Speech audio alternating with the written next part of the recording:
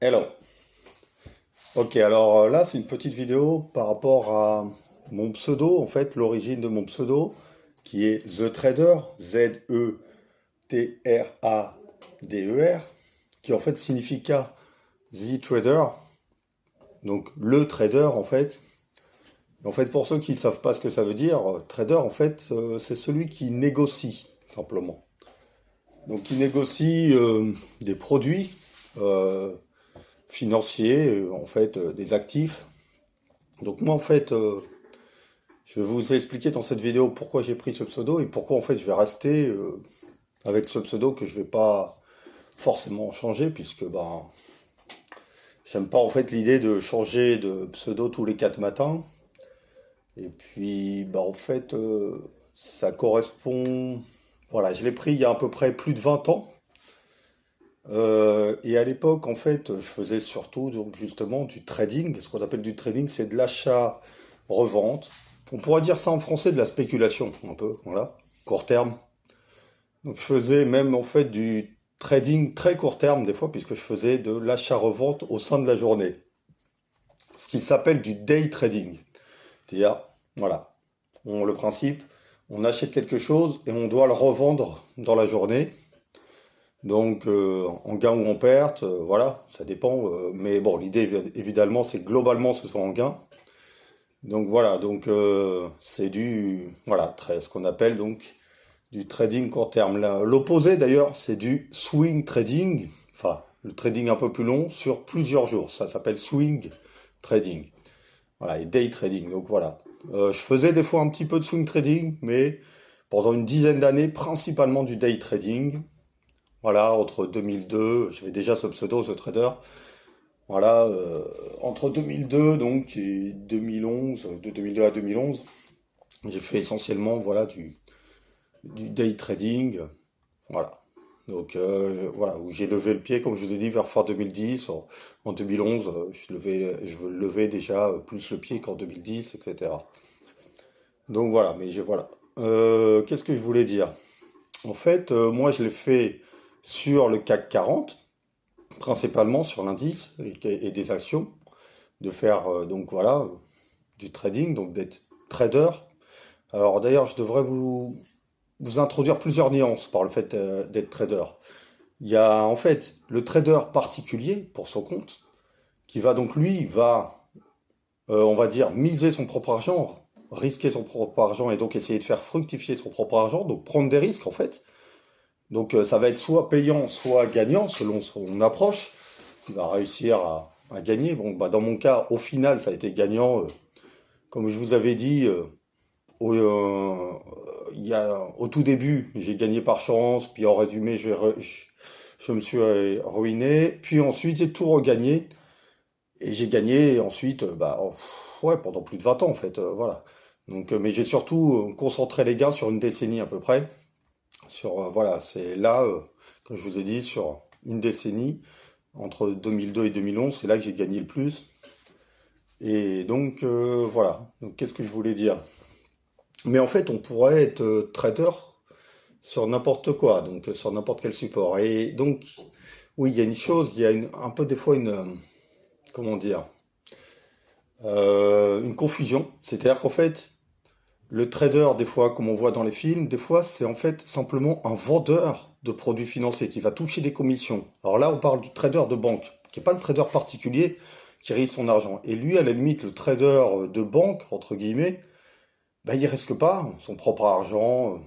Il est en train plutôt en fait de risquer l'argent des clients et toucher une commission. Donc ça n'a strictement rien à voir entre le trader de banque et le trader particulier, on va dire qui est un peu trader pour compte propre, on pourrait dire à son propre compte.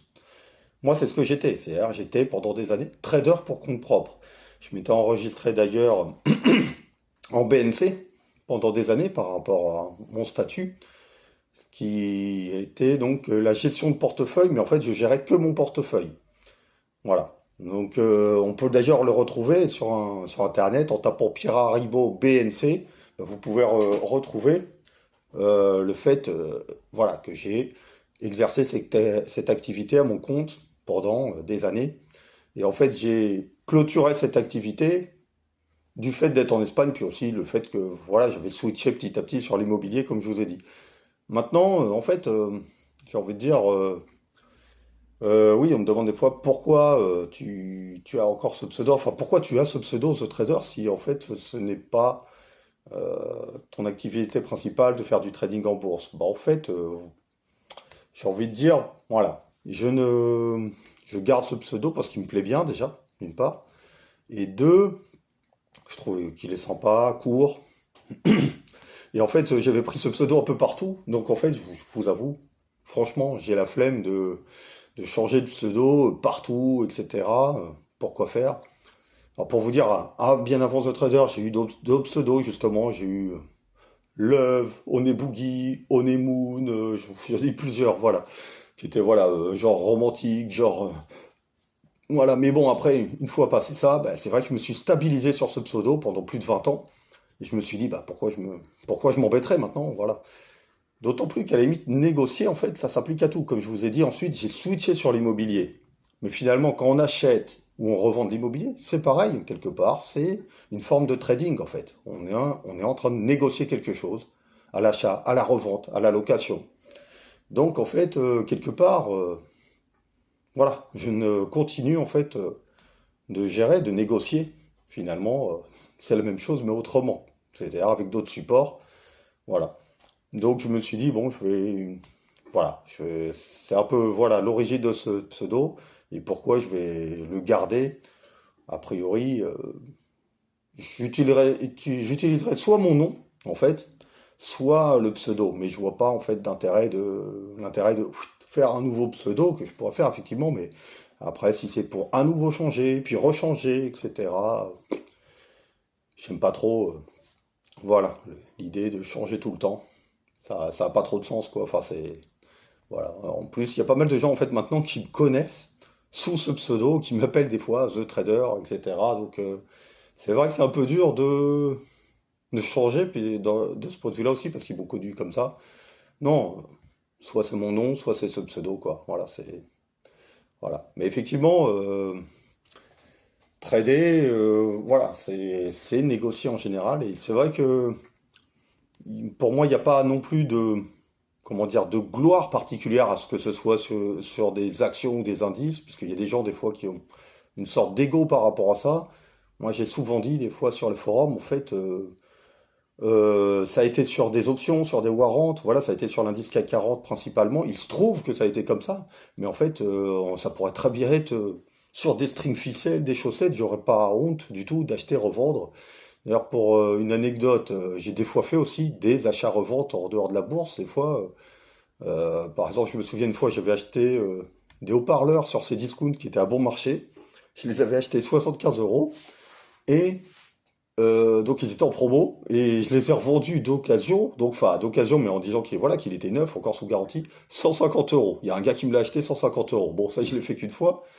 Une autre fois aussi, je me souviens, alors on était de l'époque du franc. J'avais acheté d'occasion un ordinateur que j'ai utilisé un peu, 4700 francs, je l'avais acheté, je l'ai revendu, je sais plus, c'était un mois plus tard, 4800 francs. Bon, encore une fois, je vous dis, c'est pas tout le temps comme ça non plus, voilà, mais vous voyez l'idée, c'est-à-dire qu'en fait, finalement, on pourra très bien négocier voilà, sur quoi que ce soit. D'ailleurs, je me souviens à l'époque où j'achetais et des fois je revendais d'occasion, et ben, j'avais connu un gars qui faisait vraiment un négoce, pareil, voilà, on pourra dire qu'il était trader en bande dessinée. C'est-à-dire qu'il achetait des bandes dessinées de collection.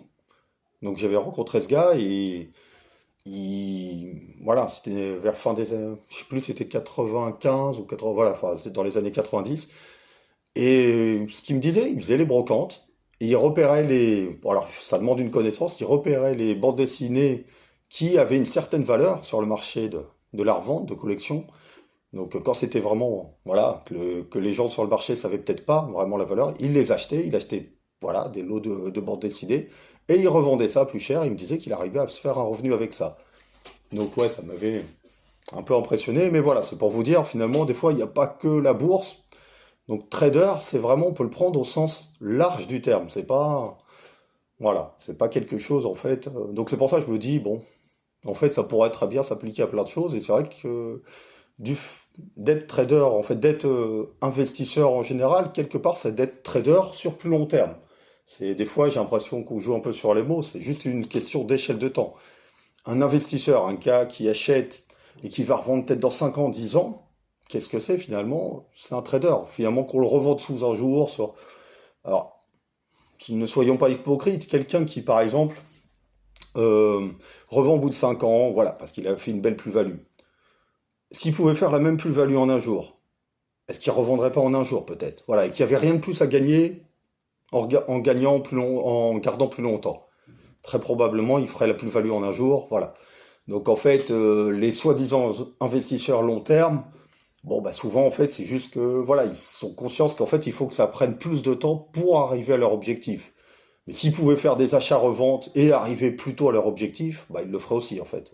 Voilà, c'est juste qu'ils savent peut-être pas comment faire ou qu'ils ont peur de prendre trop de risques en faisant ça. Ce qui est compréhensible parce que c'est effectivement, pour être positif sur le long terme, en trading, c'est effectivement une gestion. Ça, je pourrais en parler autrement, à d'autres moments. C'est-à-dire ce qu'on appelle du money management, une gestion de la perte, des gains et des risques, quoi. Voilà, des gains et des pertes, voilà, et la gestion des risques, en fait. Le ratio entre risque et rendement, quoi. Qu'à chaque fois, ce qu'on risque et ce qu'on peut gagner, le potentiel de gain. Donc, effectivement, c'est toute une gestion, voilà, un peu sur la probabilité, un peu, et sur le montant des pertes et des gains. Donc ça, voilà, ça pourra faire l'objet d'une autre vidéo, mais voilà. Voilà, donc du coup, voilà, pour vous dire, je resterai sur ce pseudo The Trader, et maintenant vous savez ce que ça veut dire. Voilà, The Trader, donc en anglais, en fait j'avais pris ça un peu, parce que ça me plaît bien, le ZE, voilà, ça faisait un peu Z comme ça, The Trader, et en fait, voilà, peut-être que c'est la prononciation un peu française, parce que normalement ce serait plutôt The Trader, voilà. Donc pour les Anglais, ça leur parle peut-être pas. Pour les Français, ça leur parle peut-être plus. Mais voilà. Donc normalement, c'est plutôt en deux mots, The Trader, T-H-E, voilà en anglais, Trader. Voilà, donc le trader. Mais bon, voilà. Et c'est pas un pseudo en fait en une prétention du genre je suis le trader ultime ou quoi que ce soit. Il n'y a pas d'idée derrière ça. Voilà, c'était un pseudo qui m'est venu par la tête comme ça. Et ça m'avait bien plu, je suis resté dessus, quoi. Voilà. Allez, à plus.